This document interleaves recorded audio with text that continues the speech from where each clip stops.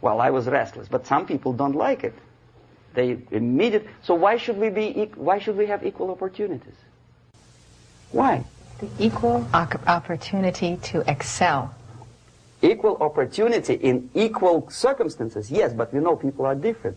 To excel, yes, provided we reach the same level of excellency, perfection, which is hypothetical, distant future. Yes, maybe.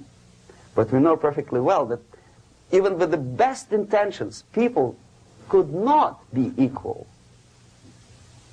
Why should we have equality in the, say, legal system? Myself, I'm considering myself a law-abiding citizen, and a person who comes here to rob and shoot, say, the United States administration under Carter, imported thousands of Cuban criminals. They were non-criminals, yet they were accepted. Do you think it's fair if myself and my wife from Philippines, who work like a, excuse me, horse as a lab technician in a hospital, should have the same rights as a criminal from Cuba? Why? And yet we repeat as parrots, equality, equality, equality. And the Soviet propaganda system helps us to believe that equality is something which is desirable. Democracy, as it was established by fathers of this country, of this system in the last century, is not equality. It's the system where different people, unequal people, have a chance to survive and help each other in constant competition, in constant perfection, not in equality, which is superimposed from a godfather or a nice person in Washington, D.C. And the absolute equality exists in Soviet Union, quote-unquote equality. Everybody is equal in dirt, except some people are more equal than the others in Politburo. So, the moment you bring a country to the point of almost total demoralization, when nothing works anymore, when you are not sure whether it is right or wrong, good and bad, but there's no division between evil and good, when even the leaders of church sometimes say, well, violence for the sake of justice, especially social justice, is justified in countries like Nicaragua, El Salvador, well, maybe Rhodesia, and we listen to them and say, yeah, probably it's true. Is it true? No, it is not true. Violence is not justified, especially for the sake of quote-unquote social justice introduced by Marxist-Leninists, that is my former colleagues from Novosti press agency. Okay, so we reached that point. The next step is destabilization.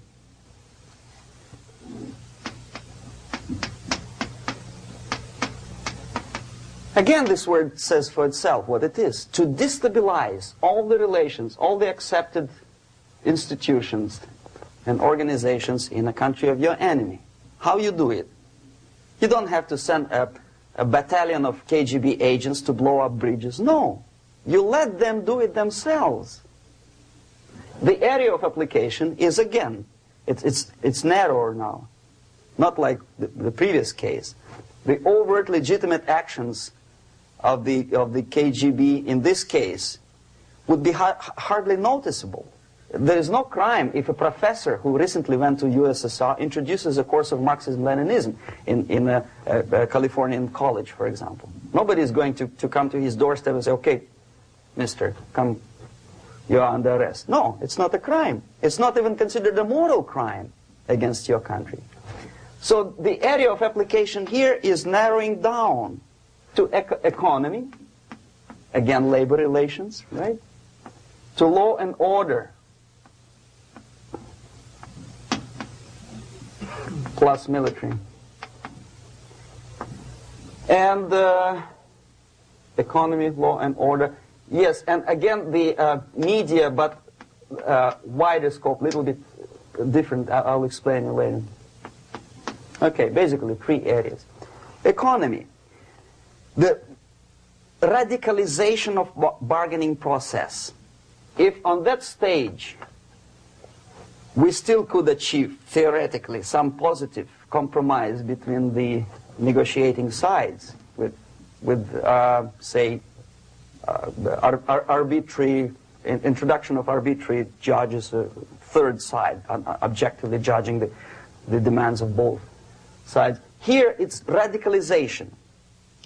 On the stage of destabilization, we cannot come to compromise even within a family. The husband and wife couldn't figure out which is better. Husband wants his kids to eat at the table, and wife wants a child to roam around the room and drop food all over the floor. They cannot come to compromise unless they start a fight. It's impossible to reach a compromise, constructive compromise, between neighbors. Some people say, I don't like you to watering your lawn at that time because exactly at that time I'm walking my dog and he's getting nervous. He cannot pass his bowels, you know. So they cannot compromise. They go to a civil court or something like that. Radicalization of human relations. No more compromise. Fight, fight, fight. The normal, traditionally accepted relations are destabilized. The relations between teachers and students in schools and colleges. Fight. The relations in economical sphere between laborers and employers are further radicalized. No more acceptance of the legitimacy of demands of workers. Unlike Japanese, with the theory Z, if you ever heard about it, where the workers are involved in decision-making process, therefore they don't have moral incentive to fight their bosses. In the United States, it's just the opposite. The harder is the fight, the better. The more heroic they look. When the Greyhound network was on strike recently, the correspondents of local TV networks all over the United States were approaching these strikers, and they say, oh yes, we are doing something nice. They look like heroes and they were proud. There was some family, the husband was a bus driver. Now they decided in a protest against the bosses to camp somewhere in the forest. And they were presented to the audience as a heroic, nice people. You see? The violent clashes between passengers, picketers, and the strikers are presented as something normal. 10, 15, 20 years ago, we would be angry, say, why so much hatred? Today we are not. We say, well, commonplace. Radicalization, militarization sometimes. As I explained on that stage, I took a step a little bit further. Shooting people. Okay, law and order now also is pushed into the area where previously people settled their differences peacefully and legitimately. Now we are getting with this court cases in the smallest irrelevant cases. We cannot solve our problems anymore. The society at large becomes more and more antagonistic between individuals, between groups of individuals, and the society at large. The media puts himself in the opposition to the society in general, at large. Separate, alienated. Okay? On that stage, you remember I was talking a couple of hours ago about the sleepers.